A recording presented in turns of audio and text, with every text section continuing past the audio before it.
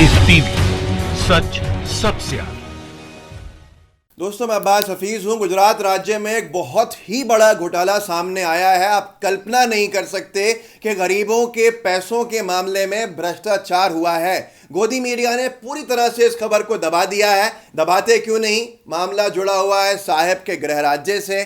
कौन दिखाएगा गुजरात के भ्रष्टाचार की खबरें? किसको अपने काम धंधे बंद कराने हैं? इसलिए फिलहाल मामला पूरी तरह से दबा हुआ है। दिव्य भास्कर ने अपने फ्रंट पेज पे इस घोटाले को ब्रेक किया है। पूरे फ्रंट पेज पे तथ्यों के साथ खबर को छापा है कि आप दंग रह जाएंगे, आप हैरान होंगे। उसके बाद भी कहीं चर्चा नहीं हो रही है। मैं आपको बताता हूं मामला पहले क्या है, उसके बाद दिव्य भास्कर की खबर पे चर्चा करेंगे। और एक वहां के सोशल एक्टिविस्ट रोहिन मंसूरी से हमने बात की थी, उसको भी मैं आपको सुनाऊंगा, उसका एक अंशभाग। आपको समझ में आएगा कि मामला कितना बड़ा है, कितना बड़ा घोटाला गुजरात में हुआ है। असल में वाहवाही के चलते गुजरात के मुख्यमंत्री महोदय ने अभी 2020 का जो अप्रैल था, लॉकडाउन के दौरान गरीबों के लिए एक पैकेज की घोषणा की थी। वो पैकेज था कि हम जो बिलो पॉवर्टी लाइन रह रहे हैं, जो गरीबी रेखा से नीचे रहने वाले लोग हैं, उनको 1,000 रुपया उनके बैंक खाते के अंदर जमा करवाएंगे, सीधे ट्रांसफ़र करेंगे, ताकि जिससे उनको पैसा मिल जाए ये जो अन्न है, अनाज है, इसको खरीदने का, खाने पीने का सामान खरीदने का, उनकी जीवनी चलती रहे। इसको लेकर बड़े लेवल के ऊपर घोषणा की थी। इंडियन एक्सप्रेस ने तब भी ये खबर छापी थी कि उसकी हेडलाइन थी 23 अप्रैल 2020 की, जो अंग्रेजी में आपके सामने है, कि स्कीम जो दी गई है गुजरात के अंदर, जो घोषणा की गई है, उसके तहत 1,000 रुपया बैंक अकाउंट्स में जमा कराया जाएगा और यह राशन कार्ड और आधार कार्ड्स के माध्यम से चेक करके कराया जाएगा। इन्होंने लिखा था इंडियन एक्सप्रेस ने कि 68 लाख परिवार हैं जो कार्ड होल्डर्स हैं गरीबी रेखा से नीचे वाले गुजरात में। उनमें से 26 लाख राशन कार्ड्स अभी वेरीफाइड नहीं हैं। इतनी बड़ी घोषणा कर दी है, पर उनका वेरिफिकेशन नहीं हुआ। 17,000 लोगों को, कर्मचारियों को फील्ड में भेजा गया है इसको वेरीफाई करने के लिए। अब परिणाम क्या आया, अब आपको दिखाते हैं। आपके सामने दिव्य भास्कर है, फ्रंट पेज है। इसकी हेडलाइन जो लिखी हुई है, इसमें तीन जगह पढ़ के बताऊंगा, गुजराती भाषा के अंदर है, लिहाजा मैं आपको उसका अनुवाद पढ़ के सुनाता हूं जो हमने वहां के लोगों से लिया है। ये लिखा है, सबसे पहली हेडलाइन है कि जिस बैंक में अकाउंट ही नहीं था, उस अकाउंट में सब्सिडी के पैसे डिपॉजिट हुए। लाखों लोगों के ऐसे मैसेज मिले, लाखों लोगों को ऐसे मैसेज मिले, पर पैसे नहीं मिले। ये दिव्य भास्कर ने फ्रंट पेज पर हेडलाइन छापी है, जो आपके सामने गुजराती में लिखा है। मैं फिर से पढ़ के सुना देता हूं।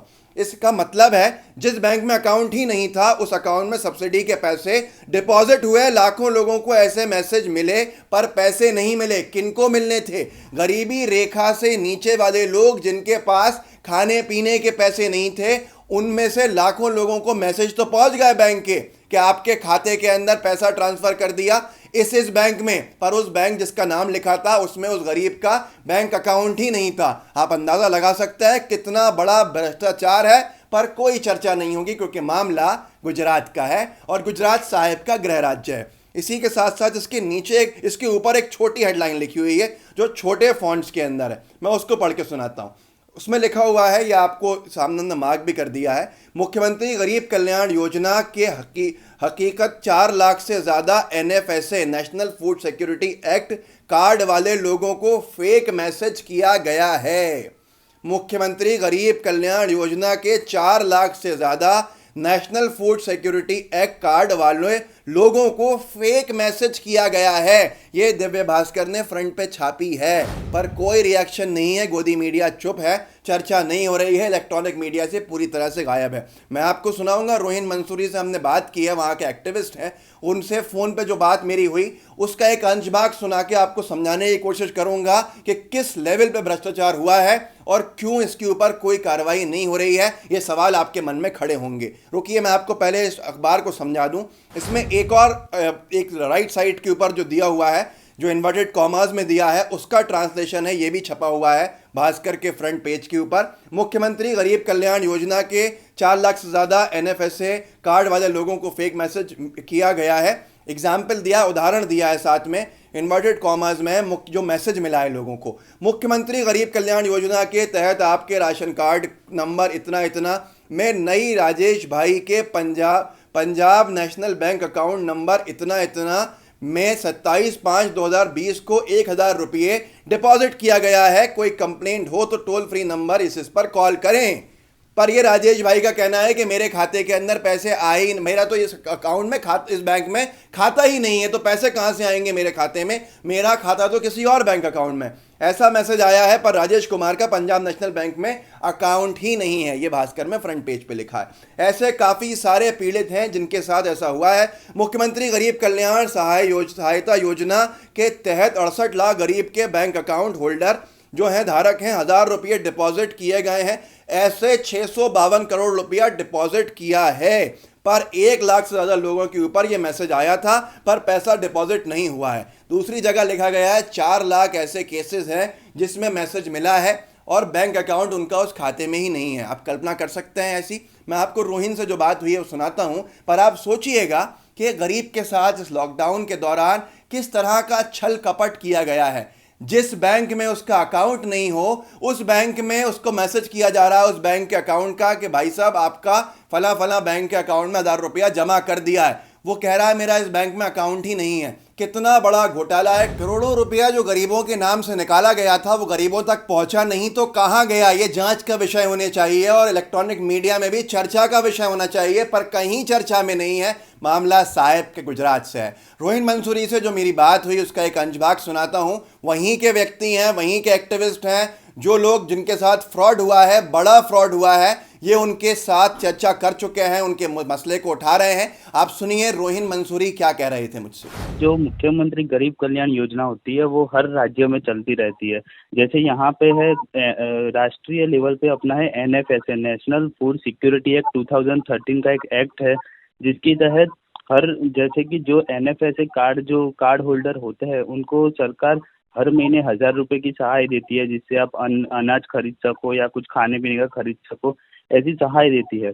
तो दरअसल गुजरात में जो दिव्य भास्कर है, उन्होंने ग्राउंड रिपोर्ट का एक सर्वे किया है। उसमें ग्राउंड रिपोर्ट के सर्वे में उनको जानने मिला है, काफ़ी सारे ऐसे विक्टिम्स मिले हैं जिनको मैसेज जनरेट हुआ है कि मुख्यमंत्री गरीब योजना कल्याण के तहत आपके अकाउंट नंबर, जैसे PNB है तो आपके PNB अकाउंट नंबर के अंदर 27/5/2020 को 1,000 रुपये जमा किए हैं। जबकि जो अकाउंट होल्डर है जिनको मैसेज जनरेट हुआ है, उनका कहना ऐसा है कि भाई हमने तो PNB में कभी अकाउंट ही नहीं खुलवाया। ऐसे काफ़ी सारे विक्टिम हैं, उनका कहना ऐसे है कि 1 लाख से ज़्यादा लोगों के मोबाइल फ़ोन में पैसे जमा होने का मैसेज मिला है, पर दरअसल उनके वो अकाउंट के, उन्होंने वो बैंक में अकाउंट है ही नहीं और उनको ऐसा मैसेज जनरेट हुआ है। दरअसल किस्सा ये है। उसके बाद काफ़ी सारे विक्टिम्स का यहाँ पे दिखाया भी गया है, जैसे कि अहमदाबाद मणिनगर के रहने वाले हैं एक दिनेश भाई रहवर, जिनको 7 जुलाई को उनके मोबाइल में मैसेज जनरेट हुआ था कि आपके देना बैंक के अकाउंट में 1,000 रुपये जमा किए गए हैं। तो जब दिनेश भाई का खुद का कहना है कि मेरा तो देना बैंक में कोई अकाउंट ही नहीं है, तो 1,000 रुपये कहाँ से जमा हुए।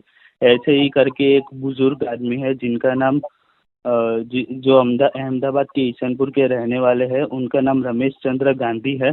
उनको भी ऐसा हुआ है कि 7 जुलाई को उनको मैसेज आता है कि तुम्हारे दिस अकाउंट नंबर में मुख्यमंत्री गरीब कल्याण एक्ट के तहत 1,000 रुपये आपके अकाउंट में जमा किए गए हैं। जबकि उनका भी कहना है कि मेरा तो कोई इंडियन बैंक में अकाउंट ही नहीं है। ऐसे करके काफ़ी सारे विक्टिम है, तो यहाँ पे ज़्यादा दिखाया नहीं जा रहा। बाकी इनका ग्राउंड रिपोर्ट का कहना है कि 1 लाख जितने लोगों को इस तरह से मैसेज जनरेट हुआ है, पर कोई पैसा मिला नहीं है।